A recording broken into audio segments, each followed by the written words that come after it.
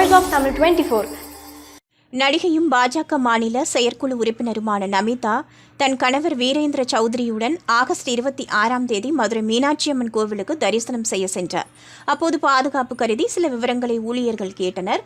இருதரப்பிற்கும் வாக்குவாதம் ஏற்பட்டது. தரிசனம் முடித்துவிட்டு வெளியே வந்த நமிதா மதுரையில் தனியார் ஹோட்டலில் தங்கியிருந்த நிலையில் ஒரு வீடியோ பதிவை சமூக வலைதளங்களில் வெளியிட்டார். அதில் தன்னை சுவாமி தரிசனம் செய்ய விடாமல் மன உளைச்சலை ஏற்படுத்தி அநாகரிகமாக நடந்து கொண்ட கோயில் அதிகாரிகள் மற்றும் ஊழியர்கள் மீது நடவடிக்கை எடுக்க வேண்டும் என அமைச்சர் சேகர் பாபுவை கேட்டுக்கொள்வதாக கூறினார். கோயில் ஊழியர்கள் கூறுகையில், முகக்கவசம் அணிந்து வருவோரிடம் பாதுகாப்பு கருதி இதுபோல் கேட்பது நடைமுறைதான். அவர் நடிகை என்பது முன்கூட்டியே தெரியாது என்றனர். கோயிலில் நடந்த சம்பவம் குறித்து நமிதா அவரது கணவர் கூறுகையில், மதுரை இஸ்கான் கோயிலில் தரிசனம் செய்துவிட்டு கோவில் நிர்வாகிகளுடன் மீனாட்சியம்மன் கோவிலுக்கு சென்றோம்.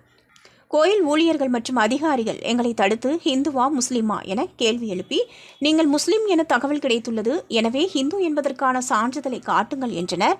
அப்போது ஆதார் அட்டையை காண்பித்த போதும் அதில் மத அடையாளம் இல்லை என கூறி அவமரியாதையாக பேசினர். 15 நிமிடங்களுக்கு மேல் வாக்குவாதம் செய்து காக்க வைத்தனர். குங்குமத்தை நெற்றியில் வைக்க சொல்லி உள்ளே அனுமதித்தனர். நாடு முழுவதும் பல கோவில்களுக்கு சென்று தரிசனம் செய்துள்ளோம். பிறப்பால் நாங்கள் ஹிந்து. உரிய விளக்கம் அளித்தும் ஊழியர்கள் எங்களை ஏற்கவில்லை. இது தொடர்பாக புகார் அளிக்க விரும்பவில்லை. கோவிலுக்கு வருபவர்களை கண்ணியத்துடன் வரவேற்க வேண்டும். தகுதியான அதிகாரிகள் ஊழியர்களை நியமிக்க வேண்டும். இந்த விவகாரத்தை அரசியலாக்க வேண்டாம் என்றும் கூறியுள்ளனர். நீங்க பார்த்துட்டு இருக்கிறது Voice of Tamil 24. Like, share and subscribe.